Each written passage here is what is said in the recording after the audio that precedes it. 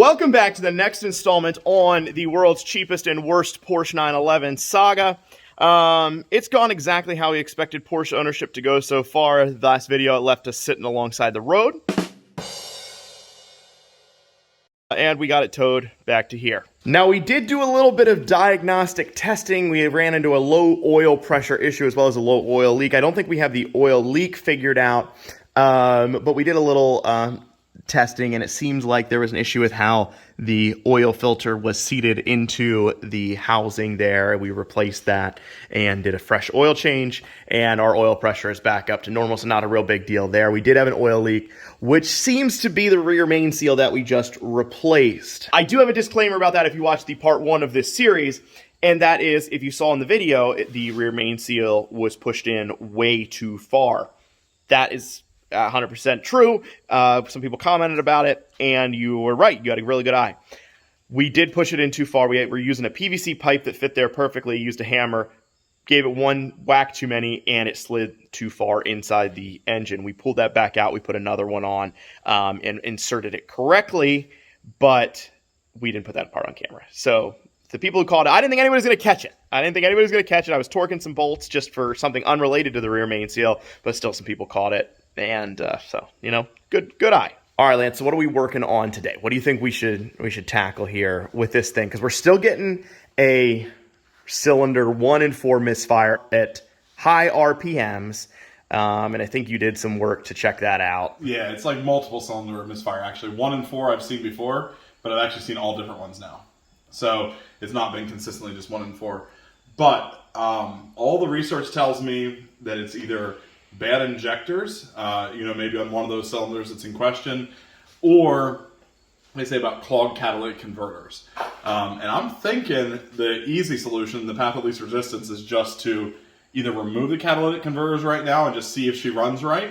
It's going to be loud, but just see if it runs right. Or I have to test all the individual injectors. I don't even know how to get into those, honestly. Now, we did run injector cleaner through it and run it for about 50 miles. That did not seem to clear up any of the issue there. But we could just pull the exhaust off right here, right off the headers, and go from there, which is what I think we should do. And I mean, we really do need to get it repaired at a shop. A little restriction. Yeah, a little air restriction anyways. Yeah. So, now we could just get the saws all out and just cut these bad boys out. And do why? Just cut them out. Yeah, but bolts are more difficult to work with. But then I definitely have to. Then you got to get her fixed. Hey, there is one thing I did see here though. Right. I don't know what this is for. There's actually an opening here, pre-cat. Like, do you think that would free up enough air to not cause that problem? Yeah, both of them have it. I know. I mean, it's gonna sound stupid probably, but I wonder if that would be enough just to open it up. Not sure.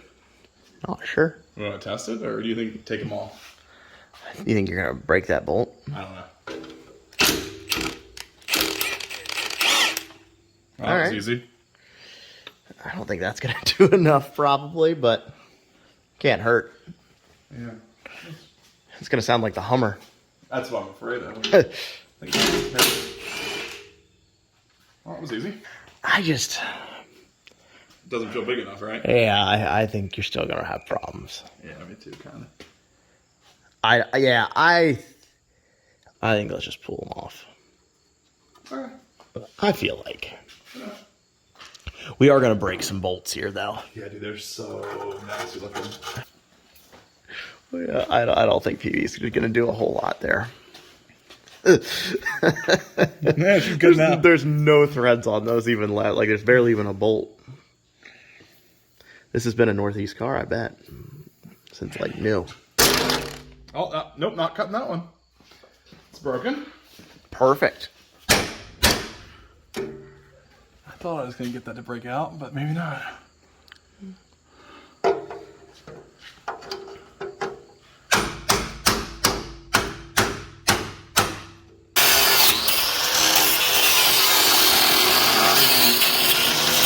Got it?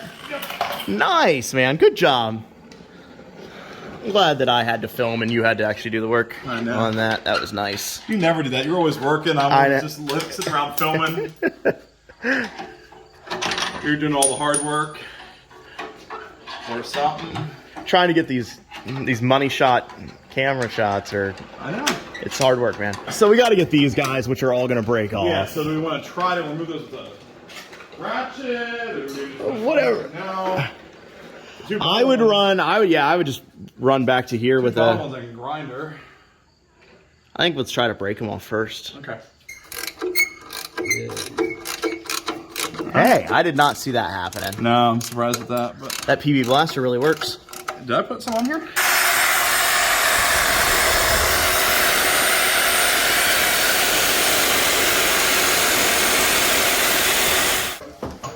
She's coming. It is a tight little like spot in here, but I think it'll come past. Maybe. Oh, yep. All right. So that guy's loose. The only thing is, I think I have to do like both at the same time. Then try to shimmy them out.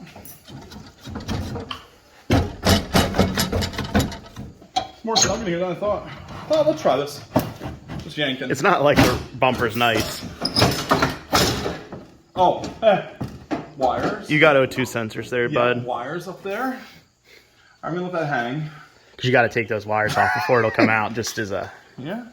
I don't know. Not just. I think in the all data instructions or something about that. Well, they're way up there, man. Yeah, I think we might actually get those out the trunk side. Thought that was going through. Nah. I got cat-like reflexes. I actually like that style connector. Yeah, I do too. Sort of. I mean, right now. Right now, not so much. You got too big of a screwdriver. Yeah, I do, in fact, have. A smaller one? Probably. It's about the same size, but try it.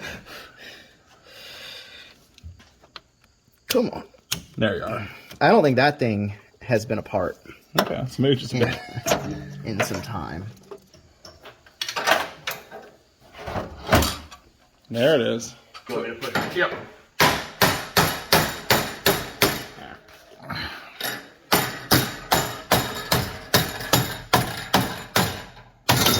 Woo!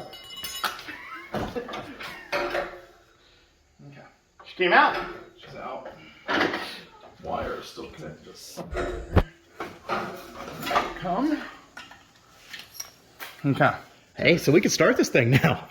We can, I think, yeah. I think. Do we want to do those motor mounts? Well, we could just take the bolt out right here real quick because they are. Yeah, you just can't let it hang though. You have to set a jack under it. Oh, right. Like, yeah, you We can do. use the tranny jack. We could just bring it down straight onto it with the lift. Yeah, let's just do the motor here? mounts quick. We're right here. Okay.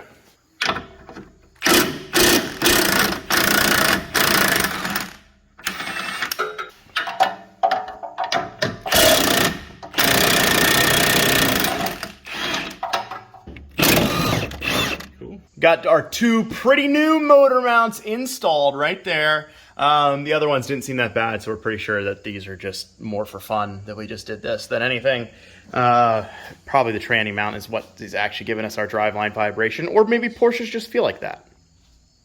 All right, so what do you think it's gonna be like sound-wise? I think it's gonna sound like if a Corvette and a Jetta had a baby. I think that actually checks out. Yeah. Also, we need to put the airbox back in quick. While you're kneeling down there, it looks like you're praying to the the Porsche gods. Trust me, I have been so far not answered. I don't think they're real. I would be agnostic at best about that. No. All right. That's kind of in. Tighten this one up. You want to tighten this one? Go ahead. Oh, wait, I slipped out. There we go. Let's let him finish it up. There we go. All right. Oh, perfect. Good job. I'll just finish it off a few of them. Just torque it. Yep. Good job, guys. Thank you. Let's see what happens.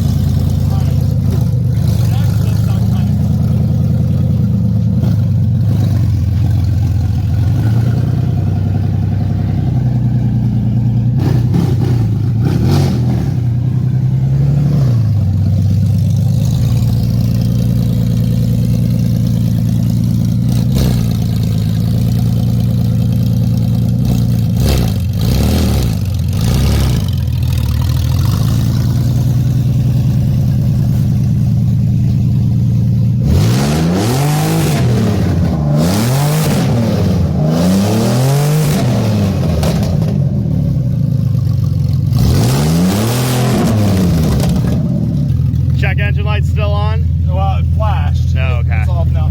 But when I rev it, I think it'll flash again. You ready for it? Yep. Yep.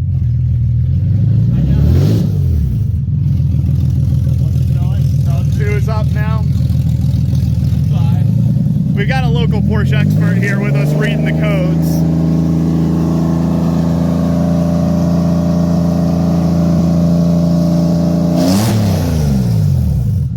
Got oil pressure? Yeah, good oil pressure. Well, that's good, because we didn't have that last time. Is that cammed? Yeah.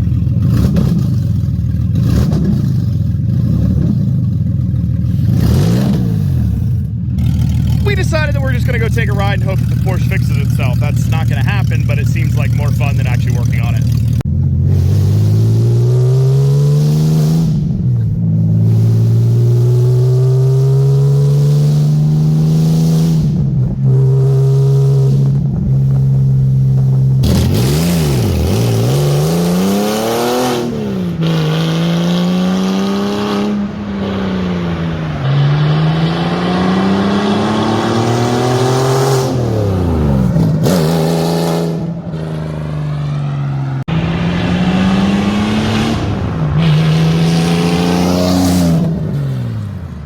Well, the Porsche made it back. We did have a slight Karen encounter with the loud exhaust in town, but not a big deal. She just told us to slow down, but she was kind of crazy. Anyways, we don't really know a whole lot more than what we did before we took the exhaust off, other than we now know that it's not the cats. That was our best guess as to why it was missing. It's missing on cylinders, I believe, 1, 3, 4, and 5. I believe is where the missing is coming from. It starts on 1 and 4 and then goes to the other ones as you rev it out. Runs perfect at lower RPMs until it starts missing, and then you have to shut it off, start it back up, and then it seems to work a little bit better, but it gets pretty rough. It'll even shut off when you decelerate. So I don't know. The next step probably is injectors, I would guess, but that's going to be another. Got to order them, or I don't know, do more research. I mean, it could be other things. I mean, we got new plugs, new coil packs. Checking compression. That's another thing we could check, see if there's something there.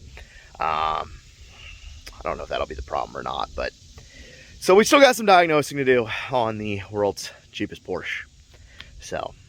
But it sounds, it's actually terrible with the exhaust as loud as it is. It sounds okay kind of at lower speeds, but when you're out on the highway, oh, it drones like a son of a gun. It just rattles your whole brain. It's like when you talk, it's like you're talking through a fan, like, whoa, yeah, it's like that. But anyways, well, thanks for watching, guys. We'll keep plugging away at this bad boy.